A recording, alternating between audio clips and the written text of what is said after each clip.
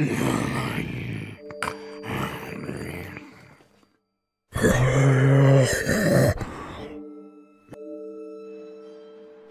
araw muli, mga ka-horror. Meron ulit akong video na ibabahagi para sa inyo at siguradong tatayong muli ang mga balahibo nyo. Ang ating kulturang Pilipino ay napakaraming paniniwala. Ganon din sa mga katatakutan at kababalaghan. May mga pangyayari na pinaniniwala ang totoo magpasa hanggang ngayon kahit walang matibay na ebidensya na nakakalap tungkol dito. Isa na nga dito ay ang kusang paggalaw ng mga bagay-bagay. Ang videong aking ibabahagi sa inyo ay tungkol sa mga laruan na gumagalaw ng mag-isa. Tara mga ka-horror, at sabay-sabay nating panoorin ang videong ito.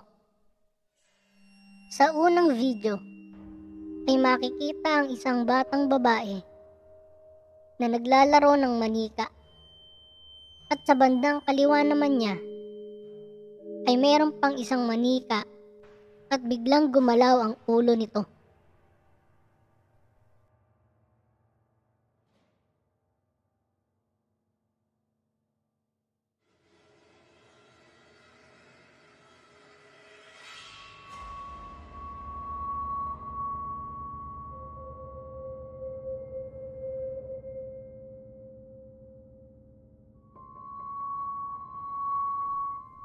Sa ikalawang video naman ay meron ulit isang batang babae na nakaupo sa sofa, at sa bandang likuran niya ay mayroong manika at biglang umangat ang kanang braso nito.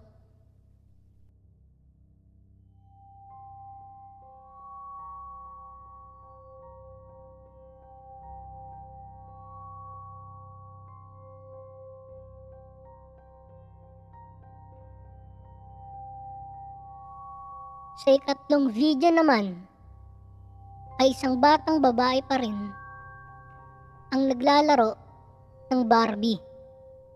Pagmasdan nyo mga ka-horror, ang Barbing hawak niya sa kanyang kaliwang kamay ay biglang humarap sa kanya.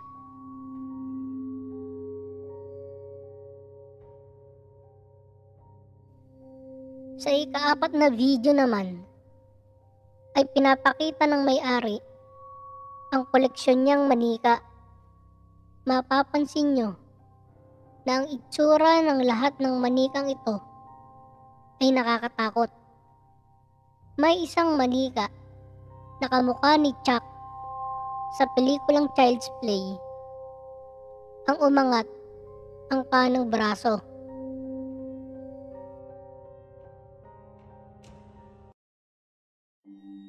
Sa panglimang video naman ay makikita ang isang laruan na bigla na lang natumba.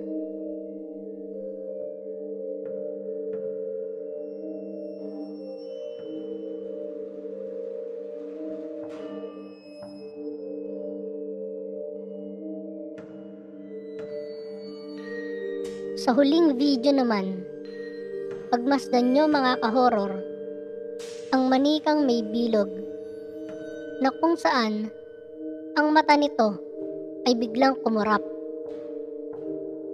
Titigan nyong mabuti mga ka-horror.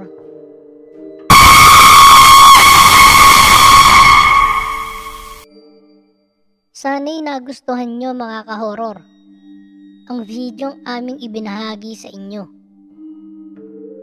Hanggang sa susunod na kwentuhan ng mga katatakutan at kababalaghan.